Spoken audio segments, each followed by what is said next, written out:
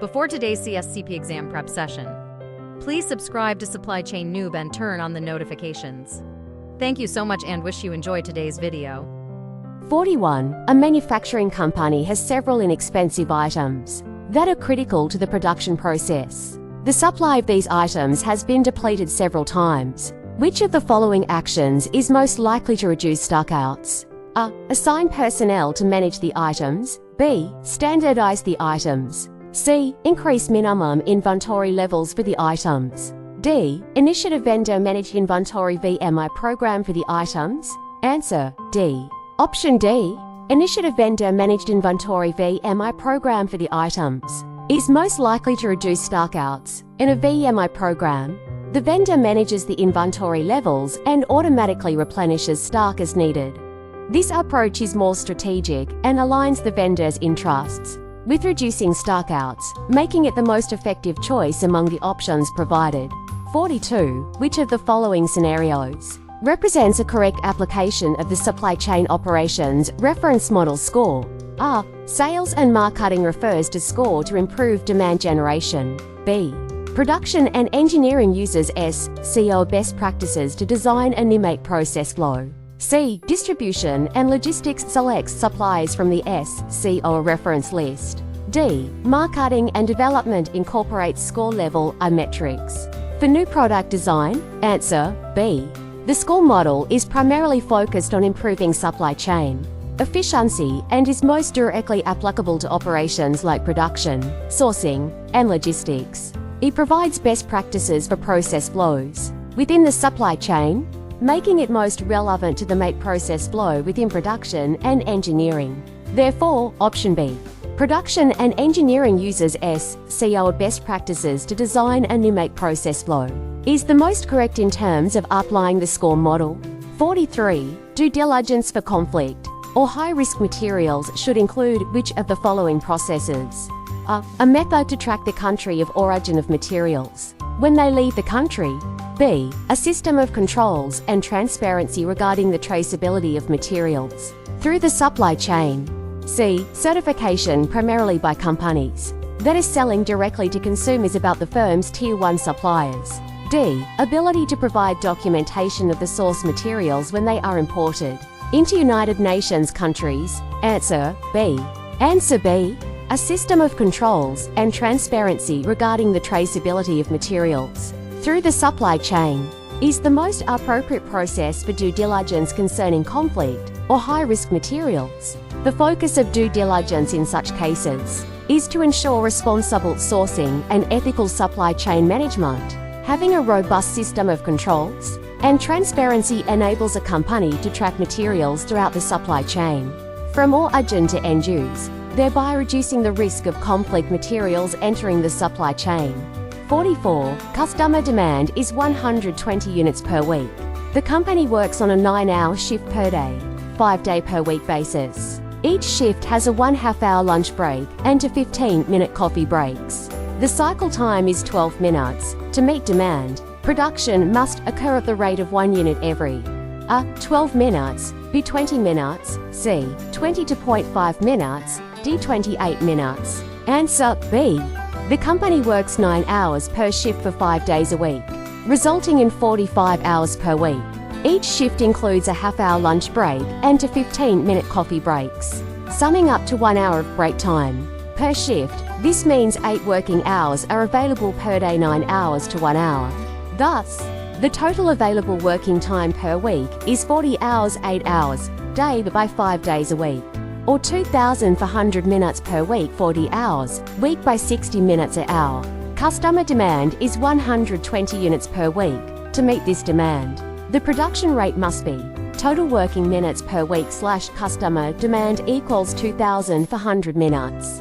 120 units equals 20 minutes a unit. So, production must occur at the rate of 1 unit every 20 minutes. Therefore, the answer is B. 20 minutes. 45. A company's competitive advantage is product differentiation. The company has multiple new products with unique features targeted to various customer groups. It plans to sell its products via retail channels and online. One of the activities the company should focus on first when determining Inventory levels for each product is A. Identifying and documenting each market segment's need. B. Planning equivalent inventory levels for each product. C. Setting price points for each product. D. Determining inventory levels at retail outlets. Answer A. Answer. Identifying and documenting each market segment's need is the most appropriate activity for the company to focus on first when determining inventory levels for each product. Since the company's competitive advantage is product differentiation and it targets various customer groups, understanding each segment's specific needs is crucial. This information will guide inventory planning to ensure that the right products are available in the right quantities to meet the unique demand patterns of each segment. 46. A company has a high product mix and has decided to increase its supply chain flexibility. The most appropriate action for the company to take is to A. Implement a new inventory management system. B. Increase the standardization of equipment and processes. C. Decrease the cycle time of product development. D. Implement principles of theory of constraints talk. Answer D. Answer D. Implement principles of theory of constraints talk is the most appropriate action for increasing supply chain flexibility for a company with a high product mix. The theory of constraints focuses on identifying and removing bottlenecks within a system to improve overall throughput. By addressing these constraints, the company can become more agile and responsive to changes in demand or supply conditions. This is particularly useful for a company with a high product mix, as talk allows for quicker adjustments to varying demands for different products. 47. A clothing company focuses its attention on high fashion products and rapid product development. Which of the following types of value is the company trying to create? A. Financial. B. Customer. C. Social. D. Environmental. Answer B. A clothing company focusing on high fashion products and rapid product development is primarily aiming to create customer value. High fashion products are designed to meet the tastes and preferences of a specific customer segment looking for trendy, fashionable items. Rapid product development ensures that the company can quickly respond to changing fashion trends, further enhancing its value proposition to customers. The answer would be B. Customer. 48. A large manufacturer wanting to be more competitive in the global marketplace decided to outsource its transportation and return processing to other companies on a contractual basis. The companies providing the services would be referred to as A. Fourth-party logistics providers. B. Third-party logistics providers. C. Retail services providers. D. Distribution services providers. Answer B.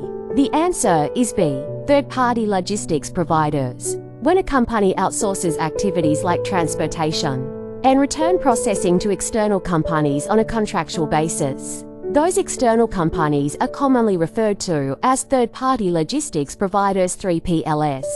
These providers take over specific logistics functions, allowing the hiring company to focus on its core competencies. In this case, the large manufacturer is outsourcing its transportation and return processing to become more competitive globally, making those providing the services third-party logistics providers. 49. A firm is undertaking a revision of its financial metrics to make them more comprehensive and has decided to use metrics such as return on investment ROI, return on assets ROA, and economic value added EVA. This is an example of utilizing which of the following types of metrics? A. Activity-based. B. Stakeholder focus. C. Financial sustainability. D. Value chain. Answer C. The answer is C. Financial sustainability. The firm is focusing on revising its financial metrics to include return on investment ROI, return on assets ROA, and economic value added EVA. These metrics are financial in nature and aimed at measuring the economic performance and sustainability of the firm. They provide insights into how well the company is utilizing its assets and investments to generate economic value, thereby indicating its financial sustainability. 50. A company would like to benchmark its inventory levels against other companies. Which of the following metrics is best to use for this purpose? A. Fill rate. B. Days of supply. C. Net asset turns. D. Cash to cash cycle time. Answer D. If the company wants to benchmark its inventory levels using the cash-to-cash cycle time, then the answer would indeed be D. The cash-to-cash cycle time is a comprehensive metric that measures the time it takes for a company to convert its investments in inventory and other resources back into cash flows from sales. While it covers more than just inventory levels, also incorporating accounts receivable and accounts payable, it can offer valuable insights into how efficiently a company is managing its inventory in the context of its overall operations and cash flow. Thank you so much for joining us today on the CSCP exam prep. If you like our channel, please subscribe it and turn on the notification. Sharing with your friends is always appreciated. See you next time.